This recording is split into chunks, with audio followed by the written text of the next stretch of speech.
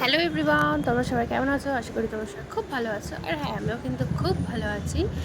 আর অনেক দিন পর কিন্তু তোমাদের সাথে আবার ব্লগ শেয়ার করছি, কারণ একটু ব্যস্ত বাইরে কত গরম, তার মধ্যে এসছি কলেজে প্রজেক্ট জমা দিতে। আর সেই কাজটা না হয়ে জুস খেয়ে নিলাম। মানে জুসটা ট্রিট দিয়েছে। চলো যাওয়া যাক কলেজের সামনে। তো বাইরে এত গরম, গলাটা না ঠান্ডা করলে হয়, তাই চলে আসলাম জুসের দোকানে। আর আজকে ট্রিট ছিল হচ্ছে আমার বন্ধু বিশাল। দেন আমি কিন্তু একটা মুসাম্বির জুস নিয়ে নিয়েছিলাম, আর ও নিয়েছিল হচ্ছে ওয়াটারমেলন, তাই জন্য ও দেরি হচ্ছে, বাট আমি কিন্তু ঠিক খেয়ে নিয়েছিলাম।